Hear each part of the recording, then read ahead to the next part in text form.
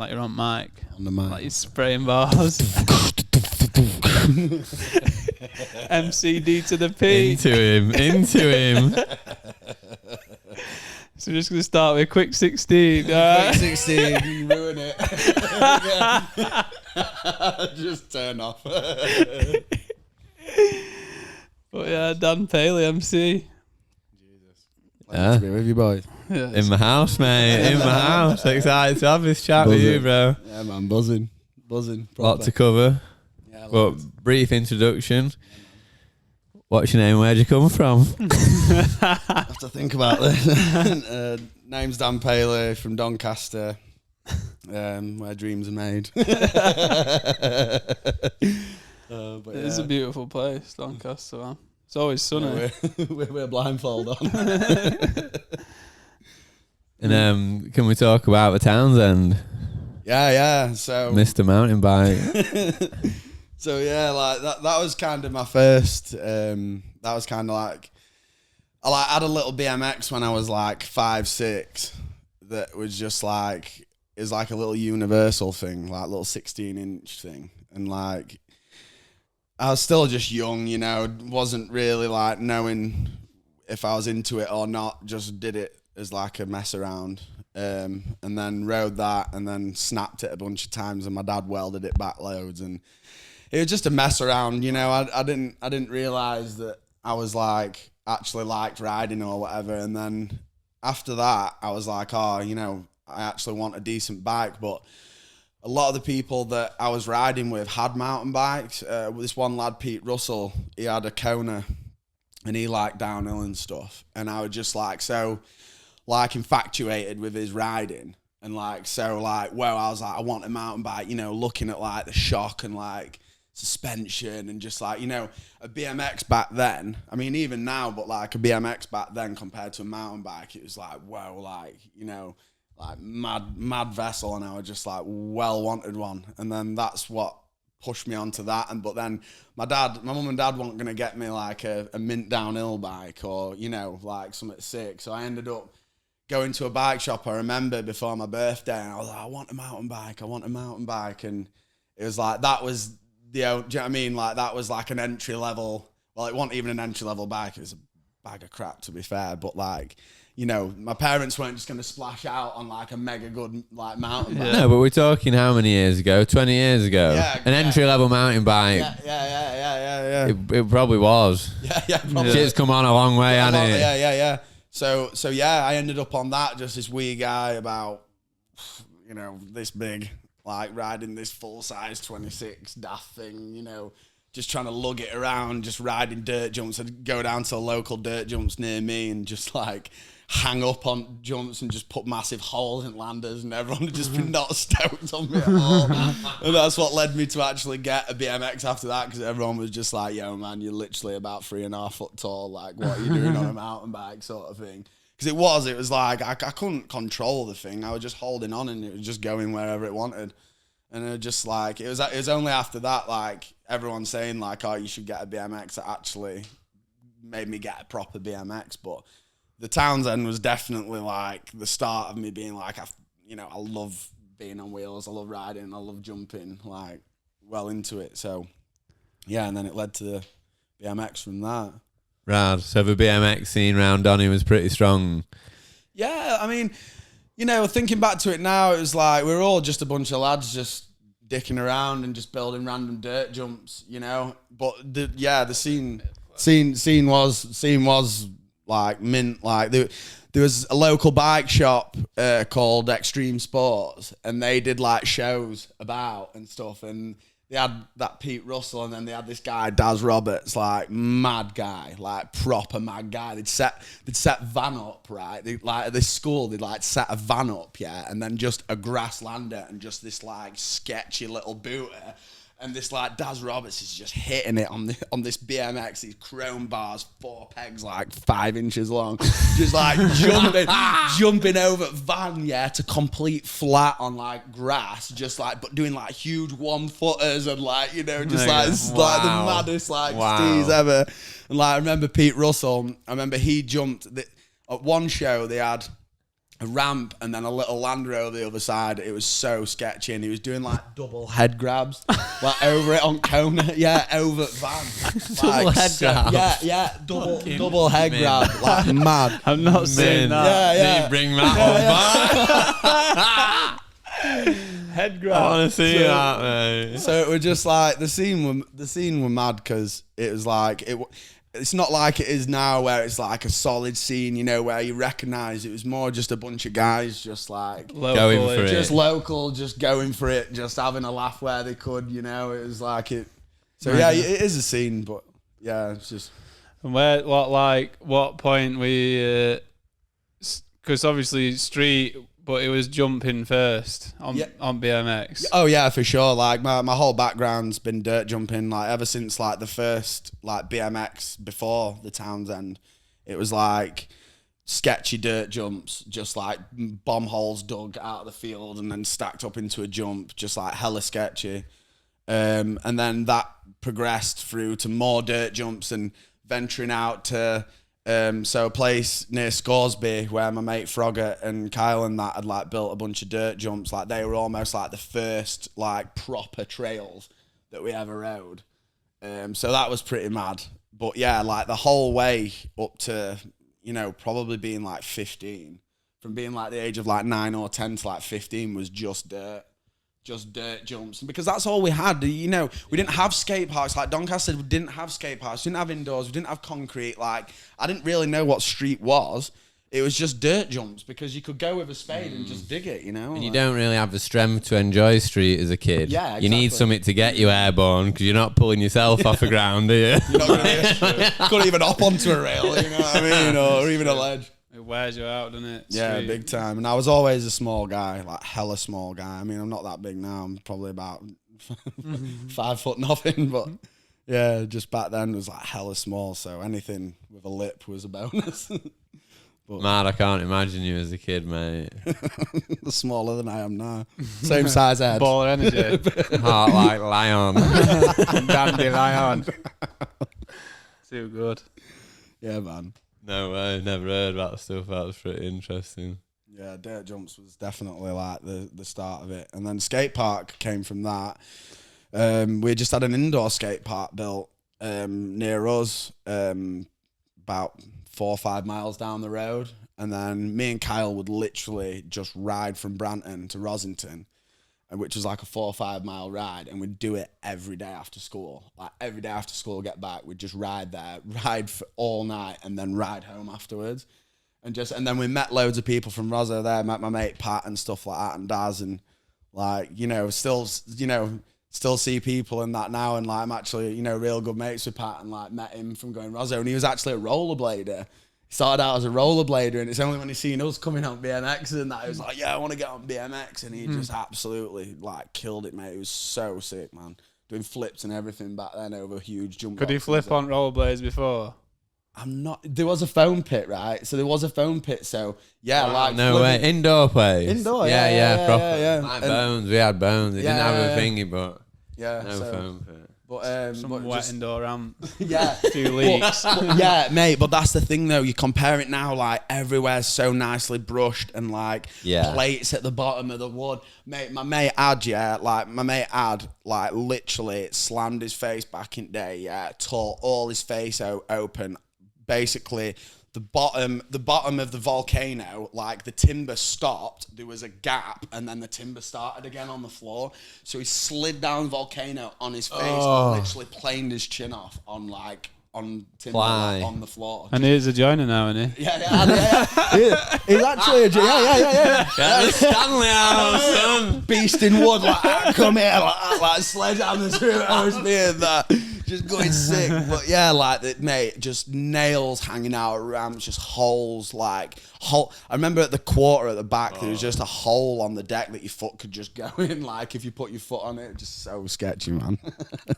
Mad. We used to have a similar ride to Bones skate park. It was probably like 5-6 miles into Stockport from Poynton, and one day Sambo had ridden to ours when we set off and it was raining, and we rode down this cut through like a dead bumpy road with sprint. You know, it's like you sprint on your BMX, don't you? Sprint, then roll, sprint, then roll. Oh, yeah, Done a bit of a sprint. He went for a manny, back brake didn't catch, looped out, smashed his new phone on the way there. So then he was like, it's probably about that big. Yeah, little Sony Ericsson with a slidey camera with aerial thing that pulls out or something. That's what it was like though, wasn't it? Anyway, he gets to Bones and we're like, right, tyres are wet, so we'll just have a few laps, like trying to get the tyres dry. Yeah. But the week before we'd learned quarter to quarter over the flat bank. The wall ride. The wall ride at the back. I remember that. Yeah, I remember that. Yeah, I remember that. And Sammy was just so keen, he was just like pedalled in, drifted up the quarter because of his wet tyres, hit the quarter the wall ride going pretty slow, sort of was coming down it. As he hopped off the quarter, he slid out the other way.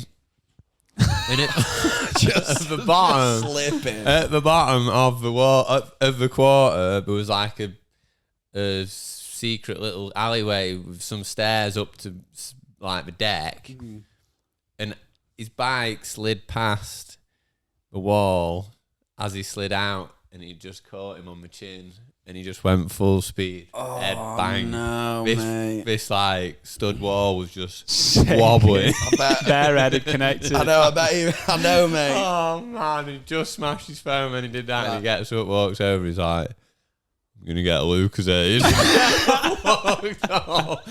We were just like, oh mate, but he nails, isn't he? Yeah, exactly. Yeah, it's a big chava, mate. I'm gonna say I'm surprised there are any wall left. You know what I mean? Just some pile of sawdust on the floor, and just stands up, just spits on it. Well, I don't know. Early days skate park crashes, they beat you up, don't we? Yeah, mate, big time. Because you don't know how to crash, do you, when you're younger? No. So that's what you realise as you get older, how to fall off, innit? And my favourite chin story, thinking about that, is you at oh no, at Leon at Pef's Jam. Yeah, about Ruthless. When he dead keen again, sent that. Too keen, man. You were first guy riding, I'm pretty sure, on it. On the solo. Open face lid. Open face. Everyone's on like big setups and the what was that step down tonight? Well, that you got the session going, mate. No, we were all waiting a bit anxious. We were all and then hyped. You were like, I'm doing it. Open the bottom up, and then you were just charging up with everyone. Yeah, come up short, connected your chin on your stem. That big step down, just full hang up, just smashed my chin off at stem. I remember looking at you, and I held my chin, and I was like, you're going to let go of your chin, and your chin's just going to drop down, and all these teeth are going to fall out your mouth. That's literally what it felt like, because the shock that went through my head, I was like, there's no way I've not knocked any teeth out. And then I remember looking at you and going, actually, like, I had little chips of teeth in my mouth, and I've still got the holes on my teeth now, but, like, I remember just, like, spitting out a couple of little bits, but I was like, actually, I'm fine, I'm sound. But then you were just like I remember touching it, and it would just, and I was like, is it bad? And you were just like, I think you have to go to hospital. I was just like, when I got there and showed the woman, she was like, yeah, we need to get you seen straight away. And when I actually looked at it, I was like, holy shit. I was like, this is bad. It was a good 4-inch, like, and because it's that bit, it just opens up. And it's just like a bit of tension on it, isn't there? So it does, it splits, doesn't it? Yeah, and you could just see my jawbone. See my jawbone. I was definitely, I was shocked at him. I was like, I can't just be like, wow, you've messed your chin up. I was like, keep it positive. Well, I could tell that's kind of what you wanted. Just thinking about it afterwards, I could tell you kind of like, yeah, it's all right. And then I thought about it afterwards, like, yeah, we're definitely holding that back. You just want to be like, yo, that is put my arm in it. Kick it back in. So we blasted to hospital, didn't we? And then I went back, carried on riding, went back again to pick him up, come back with that chin pad on, and then next minute you're just doing dip freeze over that, jumping again with chin pad on. It just... Mate, it was good because it didn't... Power. We were knocked at confidence, but then like after when it had been like sewn up and I got cleaned up and I sat down, I drove back, I was like, actually, there's nothing that's like stopping me from not riding again. You know, you usually if you hurt yourself, or you know, if you even like you gash your elbow, your leg open, your leg hurts, and it's just sore. But then like just my jaw, you know what I mean? It gets sore from talking too much anyway, so I'm pretty used to it. So I was pretty used to it. But yeah, no, everyone were getting me hyped and behind me and that, and it would just like, it would just get back on it and have Was that your first? That when we went Peeler, that was your first mountain bike trip, wasn't it? Proper, like having a go on, like, you know, rocky mountains, and stuff, and I just didn't even know what I was just like, hold on. You were holding it down, man. Holding on for dear life. We were blasting in trains, and you'd hear you shouting, and we'd be going well, and just thinking, Pales is on us, like, he's blasting. You know, that first mountain experience is always scary, but and it was mad starting all the way, driving all the way up to where it was snow, starting in snow, and then coming down and ending up in like 30 odd degree weather where you're sweating, and it's like at top you could have done with a jacket, but then at bottom it's like you just want to be in your underpants. Do you know what I mean? Like, were we on with Lorenzo? Yeah. Was he doing us uplift? Yeah, he was. Yeah. Was he? Yeah. Were we on the resorts? No, well, Lorenzo. Was he taking us Alpine? High Alpine. Yeah. And you didn't put a brake on. I had, Did you put a front brake on? I did, yeah. Because I always rode that bike one brake from when you gave me that red 5010. Because you gave me that without a front brake. Because it was you that started doing that. He was like, oh, just ride it, you know, small little like jibby kind of bike. Just run it one brake. And I remember I had that Nomad, I think it was. And you were just like, oh, try that. And I was just like, I loved it. You know what I mean? So then I had that for when my 5010 for when we went Peeler, but then I rode that without a front brake. But then obviously I had to put it on for that stuff, and I'm glad I did, because I would have been absolutely toast if, like, you know. I know, but I just have memories of you like locked up, sliding. Yeah, that was probably front and back brake. I think that's front and back brake. Big skids. For the record, I don't know anyone who rides one brake like you, man. The speed and cheers, control under one brake is insane. Just mate, Like, learning from you nuts. boys, learning the lines. No way. But then you're dropping completely in on your own thing, man. Yeah. None of ours is beyond. Well, then, like the commitment, like we seen at that sheet trails when you dropped in blind, no brakes, like that level, just like the way your brain must work compared to ours. I think we were a little bit drunk then as well. Yeah, that will have helped. Yeah.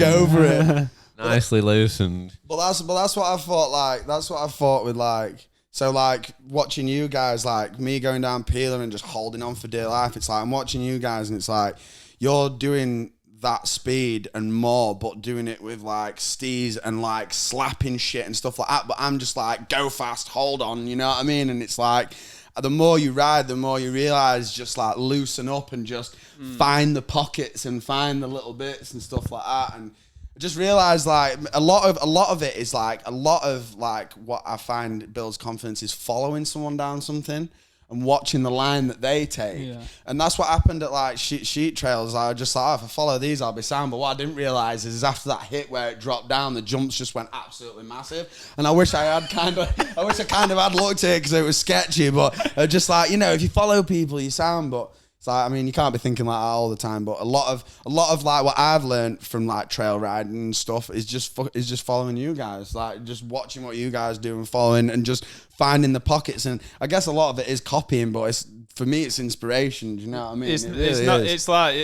But like I know exactly what you're saying. When like I find following people, because I'm not that confident with like jumps, especially first time if I'm not hitting something. But when you follow someone, you can just sort of like... Oh, mate, the confidence boost is insane. Yeah, and just like they're taking you on, aren't they? Yeah. Like, you're almost hooked onto... It's almost like you're hooked onto the back of them, and there's like Mother Goose taking out the children for the first flight, isn't it? Yeah. So, you're reading... Like, it's all about reading the terrain, isn't it? And it's like what better way? You're on there reading it, and you're just... Yeah. Sweet, that works. I'm getting that boost. Exactly, man. Exactly. Having someone in front of you riding, and especially someone who knows what they're doing, it's like just follow, just keep the gap the same, because then your speed's the same. If you're closing up or distancing, then you're not keeping the same speed, and just watch the lines. Watch, because you're hitting stuff, you know, you're hitting fins and stuff, and you're just like, you know, too far up or too far down, or going too tight inside or too wide. You can change it all. You can change it all, especially when you go in them speeds. Like I've had it. I remember going. Inman. Bushman. Marken Bushman. Binman's here. Was it Ben Man? No, I don't know. Like Martin Bushman. No, that's like some of my favourite ones of them was like Whistler.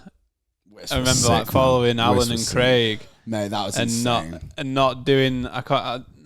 What's that? Is it Dwayne? No, what's that line called? Dwayne Johnson. Is it? It's not Dwayne Johnson. The Rock. Trespasser. Not Trespasser. It's got like a step down in it where you go and it's a bit blind and you take off and it's a fair size one. There's a big rock on your right.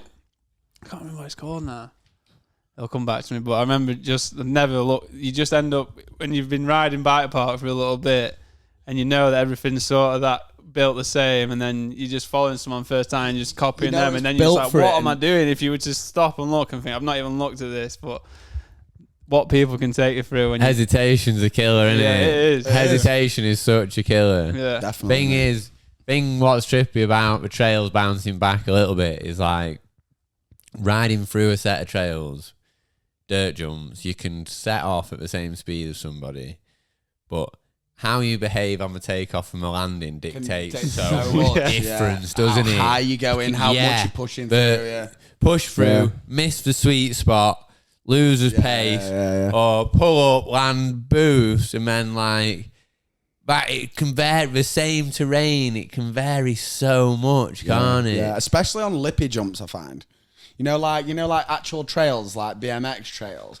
I feel like you say, with the lips being so steep and the landers being so steep, it's like if you're letting the lip take you, you can go 8 foot in the air, but then if you want to push through and skim jump it, then you go in 3 foot over it, and the distance in speed and trajectory that makes is so, like, you know, for trains it's mad because someone can be pushing lips, distance you're someone traveling can just be going up, and I've had it loads of times where I've been behind someone and I'm just like, I'm closing gap, I'm closing gap, I'm closing gap, and then next thing you know, they're taking off and you're taking off and you're just looking underneath it, and you're like, holy shit, I'm gonna hit this guy's back wheel. And it's like, just because I've been pushing to try and keep my speed, but they've been just carried the speed more at the beginning and just finding that sweet spot and just boosting. It's just such a crazy, isn't it?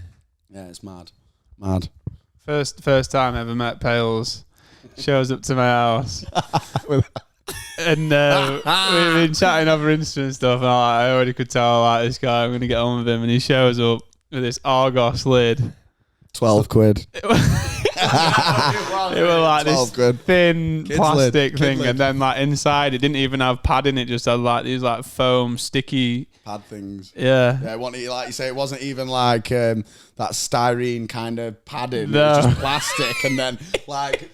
No way. And the face guard, you could push it in and it touched your chin. It was nothing. It didn't do anything. It was just a visual. Man, I remember seeing a picture of that on the ground or something. That was so I could ride. I never witnessed it. That was so I could ride Black Mountain. That's why I got that helmet, because I just had a normal BMX helmet, and I remember my mate Kyle was like, "I'm not going to let you ride with that." And I was like, "Right, well, I need a full face helmet, but there's no way that I'm spending 300 odd quid on an helmet." So I went to Argos and got a 12 quid kids helmet, and I've got a big head as well, so it was like sticking it on, like just losing circulation to my head.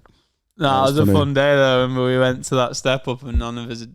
We've all wanted to 3 it before, none of us had, and Pales came through with that energy. Was Craig there as well? Craig, it was me, you, P and Craig. Yeah, I remember that. That was a sick day. It was well good. We all tackled it, didn't we? We all went in and had a spin. Yeah, you opened it up though. No, Wheel of Year, I think like 2016 maybe. 2016. Yeah. Or 2015. One of them. 2016 actually, I think.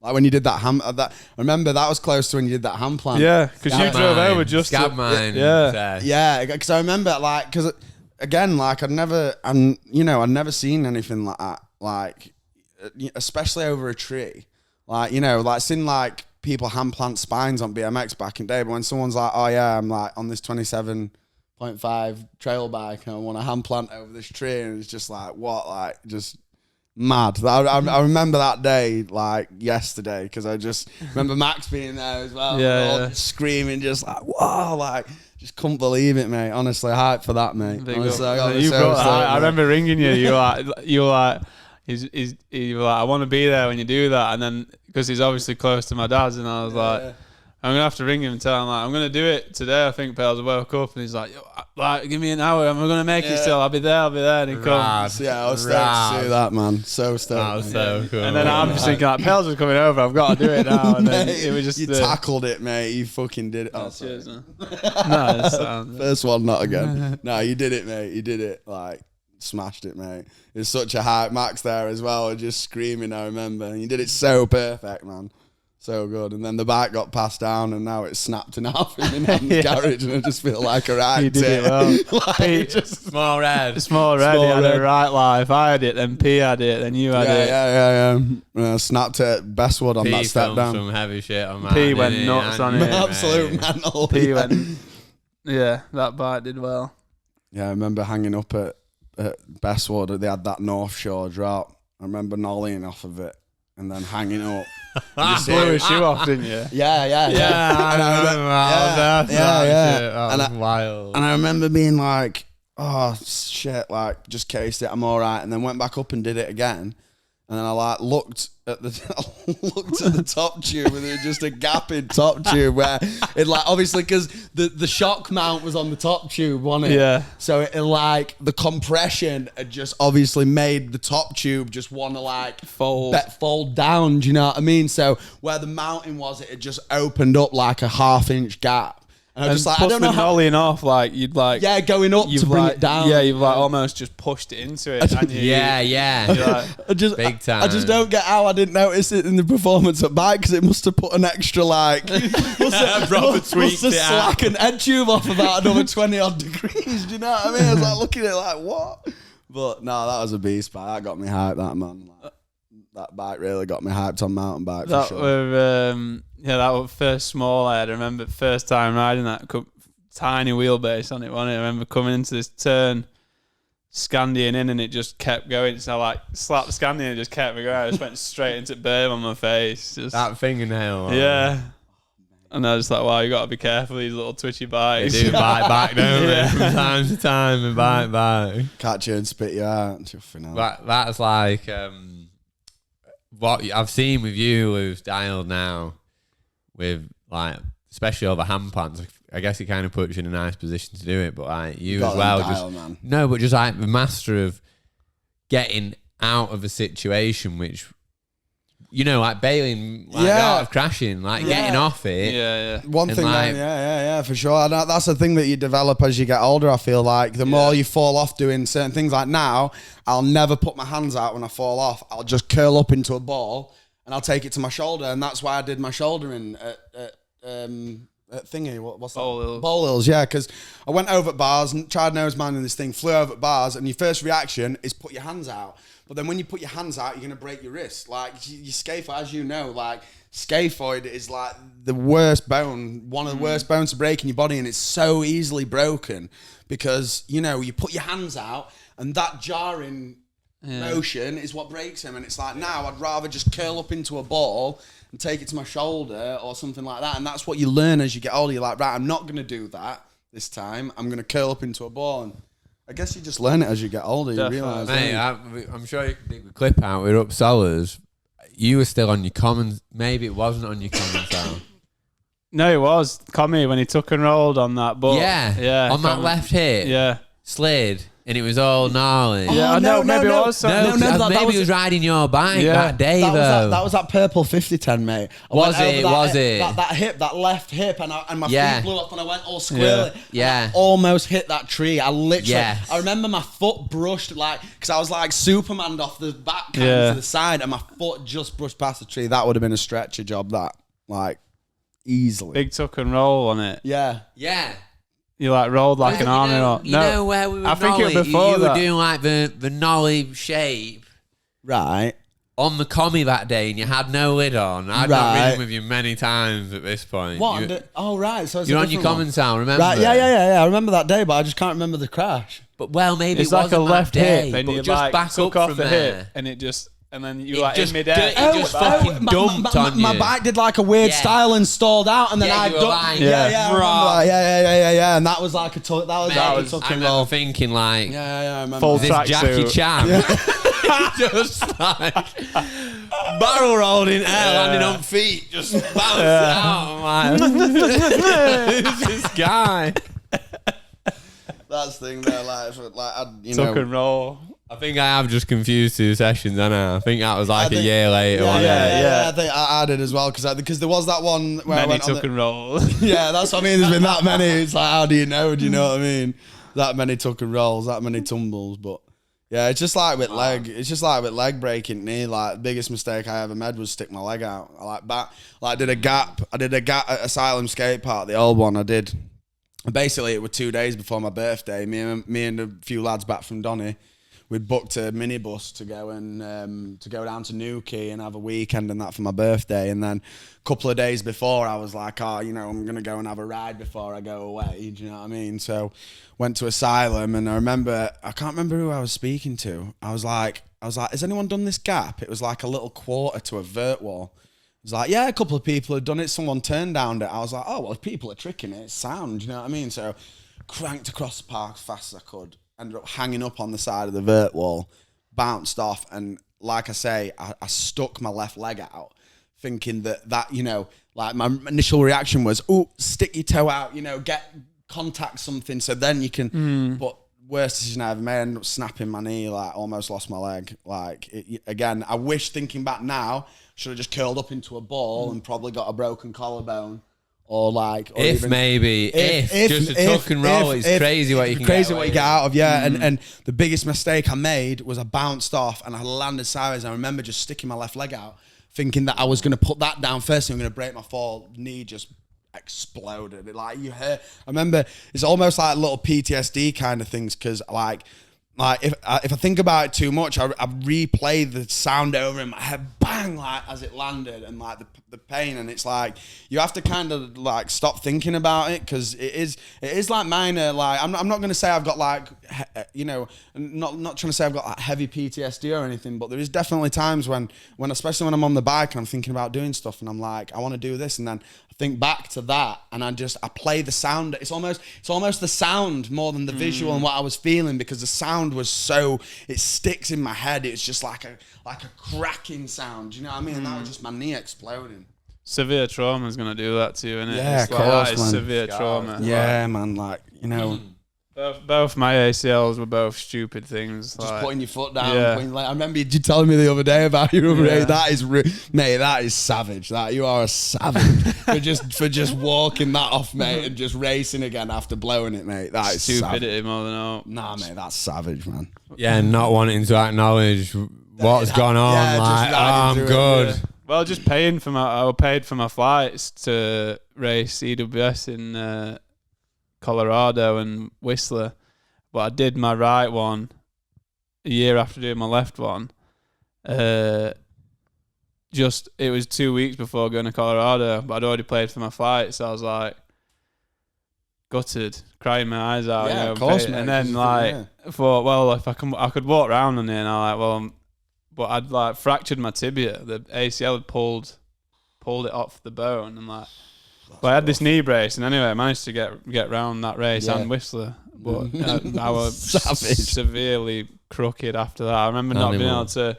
Remember Stevie telling you, he was like, I was in a state. I bumped into him in Whistler, and he was like, "What's up with you?" I like limping around, like all my back was all like crooked. It does your back in as well, doesn't it? Like you're compensating, like all your muscles and everything are trying to like compensate for like being over one side and just limping for weeks. Yeah, mate, I can't imagine, because one thing about doing my knee in is from when I did it to it getting fixed. I never walked on it with it blown out. Like they kept me in hospital for like just over a week. for the inflammation to reduce enough, because there was nothing connecting the lower part of my leg to the top part of my leg apart from skin. Apart from skin and blood vessel. It's an internal decapitation is what it was called. It was like everything was torn. So wrong. So, but in that respect, it's like it was fixed and then I rehabilitated from then. So I can't imagine what it's like to have like a knee or a leg where you walk in 1 minute and then next thing, because I remember like Alex Donachie, like he did his ACL and he was saying, he's like, honestly man, he says you'll be walking, he says it's fine, next thing you know, it like it feels like it wants to jump out, you know what I mean, because your knee relies so much on that stability of the ligament, you know. So that's pretty mad. Like I'd learned from just doing my left one is like swelling management and like like mobility, and then I just had a knee brace on which wouldn't let it hyperextend. So like I'd be riding thinking you can't put your leg down in the corner, and if I did, I'd be like a minute on bike just like stood up, just grimacing like, and then it'd be sound again. But it's just things you do in it to keep riding. It's stupid. Mate, well, that's the thing. You just want to ride, don't you? You'll do anything. Like you'll ride through injuries, and you know you'll be like, oh, it's sound. You'll make, because you love doing it, don't you? You don't want to be like sat down by something like that. But the fact that you did that, mate, like that's off, mate. I think that's warrior shit, man. Like, I think proper warrior shit, bro. Proper warrior mad, shit. Man. 100%. Mad times. But it only makes us stronger, though, doesn't it? Like you realise again. You realise, like, the worst injury in my life, well, my ankle was pretty bad, but my knee, I almost lost my leg, and that was just like, now I'll never, ever put my leg down like that ever again. That it's almost built in my head to not, like, do you know what I mean? From that trauma, it's almost like, and I guess you probably get it with you slapping your foot down on a tight turn or something. You know where it's weak, you know what's lineal and strong and when it's vulnerable, and you just won't ever go. I mean, there's times when you're like flailing in air, cartwheeling, you can't control it. Yeah, of course. But like, majority of the time, like my right one, I did it pulling myself back up onto a ledge, like just 1-footed squat basically, and just flex sideways. And my left one, I was just doing a long jump in wind, and it just blew me off, and it was hyperextended, put it down, and it just bent the wrong way, and it's just like. Doesn't take a lot for your ACL to go, man. Look at that Tom Aspinall. You know that Tom Aspinall in the UFC? He just had that fight over a week. I didn't see that. He kicked some guy in the leg, right? And literally, it looks like nothing's happening. You look in the comments, and people are like, "Oh, I definitely took a dive. Like, definitely, like, you know, bookies paid him, or bet bookies were buzzing on him, you know, taking a dive." Like, just because his leg's not wrapped round his head, like, just because you don't see, like, a physical dislodgement. Like, you understand how little of a movement it takes to make that tiny, thin piece of ligament to snap. Like, it's not a lot. Bit of rotation, like, mate, you can see when he kicks him in leg, mate, in slow-mo, he kicks him in leg, and as his leg comes back, probably pushing it back, innit? Exactly, dislodging it, and you can see it's like he sits down and his knees like trembling like this, and it's like you can tell him like I straight away an ACL. You can't fake that. You can't fake that. He's like whoa. You can see in his face, man. He's not milking it, mate. He's snapped his ACL, king someone, and then turns out he did his ACL, his MCL, and his meniscus apparently. Just shows you he kicked him in the leg. It wasn't a dislodgement or the kicker or the kicky. The kicker. The guy checked it. From kicking him. The other guy checked it. You know where he like. Oh no way. Yeah. So he shielded himself. And the other guy checked it. So then he ended up hitting like the side of his knee or something, because they usually go for like the quads or like your calf. You know, the muscular because dead they leg. have a dead leg. But the way of checking is to like scrunch up and take it to the side of the knee or on the bone. Do you know what I mean? And that's what's happened. He's gone bang like that, and it's obviously just popped his knee out. But you don't see anything in the footage. He's had a mechanical. Yeah, mechanical failure. Strength. It's a bit of a mechanical failure. DNF. Yeah, man, but I hope he comes back anyway, man. Like, sick guy. Yeah. Another warrior. But crazy. Yeah. Not for me, that. It's ruthless. Yeah, but I mean, look at crazy, mate. But you had a mad break on your foot, though, bro. Like, you come back. Didn't from catch a mad me break. racing a week after, boy. Yeah, but mate, what was it? Liz Frank's fracture. Is that what it's called? Yeah. Has its own name. It's like it's where your like tarsal or your navicular like breaks away from the rest of your foot, and it's like a full dislocation. Yeah, that's mad, man. Like you rode at finish, man. Into yeah, I know. Still went over finish like mad. Quickest way to the ambulance. Like that. Crowd. That is warrior. That is mental. I remember I watched that GoPro footage. Is it a GoPro footage? Yeah. Watched that a few times. You're just coming up to that jump. You're just like, I'm having this, and it's just like take off, landing, see you later, just to flat, mate. And then you're like, boom, like that. But then you get over the line, you're like, I broke my foot. Like, you can't even like, it's almost like you can't even helmet cam, you can't see, can you? Yeah, you almost can't tell. So you're like, what? Like, what's going on? And then you get over the line, you're like, I broke my foot. And then Petey comes over and you sat down and everyone's like, way, like that. And like, you're like, no, I fucking broke my foot. And it must have just been the maddest zone to be in, just your foot just being that dislodged. I went to put, it was like big, for whatever reason, my foot come out of pedal, but when I went to put it back on my pedal after it had hit before, oh no, I was like, there's something in my shoe. Oh, no, like a rock in your shoe. There's a rock in my shoe. And I looked down and I was like, oh no, my shoe looks normal and my pedal looks normal. And then I tried again. And I was like, something's not right. Yeah, there's definitely not a rock in there. So abnormal, the feeling of weight on that much breakage, but the adrenaline at the time and like the buzzer being in the race is obviously you're not thinking. There's no like pain there yet, I imagine. Just numbness almost. Purely like the feeling or like the just the feeling something's of like, not right. Wow, my foot is not normally that shape. Yeah. The pretty mad shape, but pretty mad shape anyway. But even madder. Mate, brutal. That is. Come back sick from that though again, mate. Can't tell at all. Like you're boosting, steezing, doing everything, mate. It's not. Didn't they say if you were a runner or a footballer or something, you'd be? Yeah, they're trying to say they just say that, don't they? Yeah, it's like career over. You're never gonna run again. And that's what I started doing. It was like, cool, I'm gonna run. I'm gonna start with half a mile. And I'd run half a mile and it'd kill. Yeah. Then I'd run a mile and I'd be like, that was when I actually got into running. And I did like 13 miles before the next races, and I was like, 13 miles. That's ruthless, man. That's loads. That's more than that's boxer territory. That's ruthless. That's savage. Head game, innit, running. Yeah, like keep breaking the barrier, innit? Yeah, man, mad. Definitely wasn't really running on the home stretch. It was like you were saying in Whist, some shape, moving yourself under a mad shape. Anyway, sorry. No, I often forget that you've done that to your foot, mate. Like honestly, because you never complain about it. Like it probably does ache and that now and again, but it's never like, oh, I can't do this because of my foot or whatever. You're just able. It's probably stronger. Really, because all them bits, a lot of them have like healed with way more scar tissue than we had before and whatnot. It's like it doesn't have the mobility it used to, but it's definitely got the thickness. Yeah, it's built. Bit of packing in there. Packed out. That was Jag days, wasn't it? We were both on crutches. You bought an auto Jag. Rear wheel drive thing. Yeah. I was like, got home. I was like, auto trade, and I'm like, within 20 miles, over 2.5 litre. Automatic. They were the thing. It was just like Jag. I'm like, oh yeah, V6. I'm like, auto, I'm in. Maroon. I'm in. With cream interior. Cream leather interior.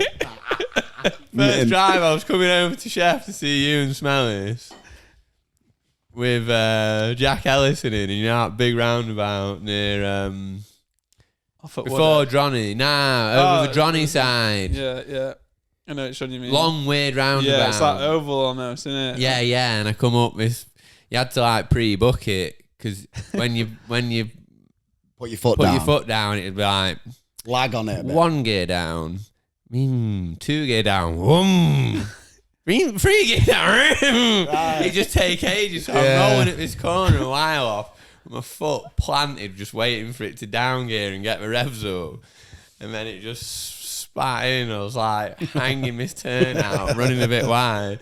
This car came flying down to the junction. I'm looking out the side window like, my back end's going to take him out.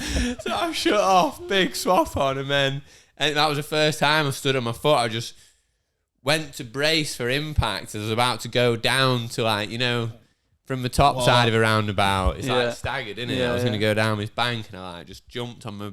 Well, I just went to put my foot... Like, just brace yourself. Yeah, just brace myself and just stood all on the your brake because it was a massive brake pedal on me up. And I had my boot on, just like, and then I wrestled it back in.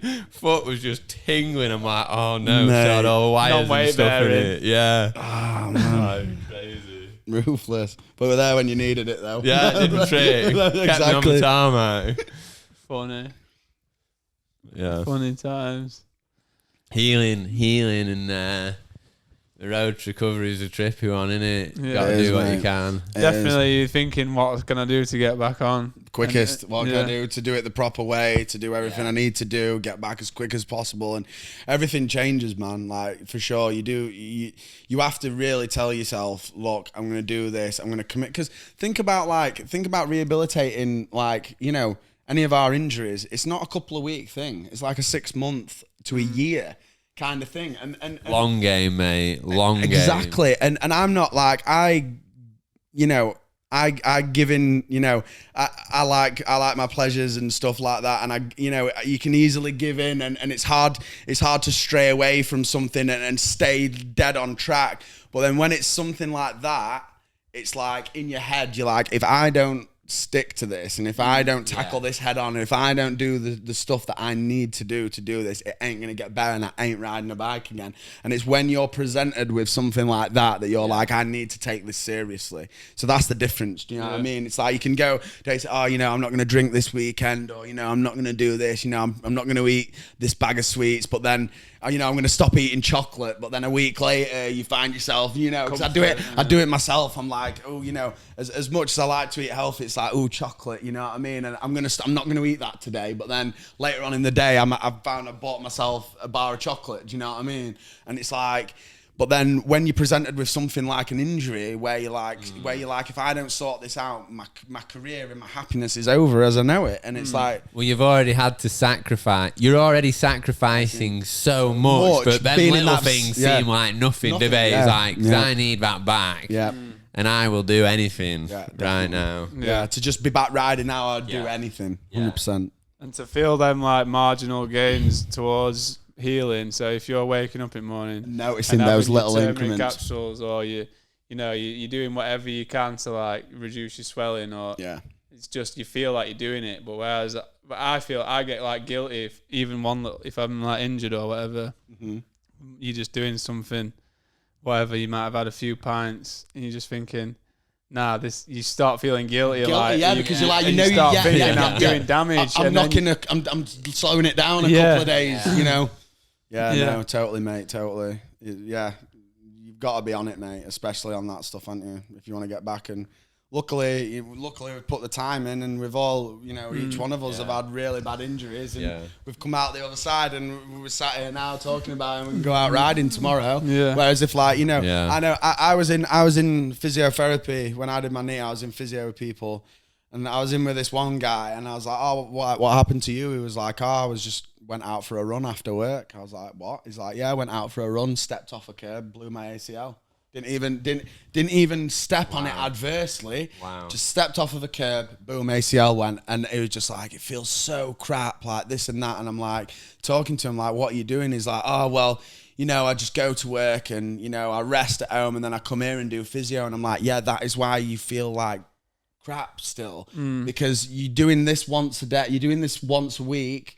You know, like stagnating the rest of the time. Like, the other 6 days. You need to be doing the other way around. You need to be doing. I was going to physio, and I was doing an hour physio, and then I'd go home and I'd do more physio, and then the next day I'd do physio again, and I'd do physio 5 times a week, because I was using that physio session as a basis for my progress, and I was using it as I was watching the exercises they were giving me, and I was like, well, I'll go home and do it. I'll order a medicine ball offline. I'll order some bands and stuff like that. It's like you end up in a physio class with a bunch of people and like, oh, you know, I feel like crap, and it's like, yeah, well, because you go to work and then like I get it, gets like tired and sore, and then you like work's crushed your spirit. So then at the end of the day, you don't have the beans to keep doing more. You need to find time for your health, or you'll be forced to make time for your illness. And that is so true, innit? Like, and it works with injuries as well. It's like you can make an excuse and be like, I've got to work, I've got to do this and that. And it's like, okay, if that's your excuse, right, and then you're going to feel like shit, then, you know, you're going to be forced to feel like that. It's not like, if you want to not be forced to feel like that, then you have to take control of it, and you have to, you know, you have to use it. You have to benefit yourself, you know what I mean? Like, you can't just like sit around like, oh, it's and if it's sore, or like a lot of times I've had something that's sore or swollen, you think I don't want to move that because it hurts. Yeah, but then you go to physio and they're like the pain may push you through. Yeah, and you're like, wow, exactly. And then you come out feeling better. But whereas if you say, like mate who done his ACL running and then he's going to work at, and he's just thinking, nah, it hurts, I'm not going to move it. And then 6 months down the line, and then they're like, oh, I can't run no more, my knee's bad.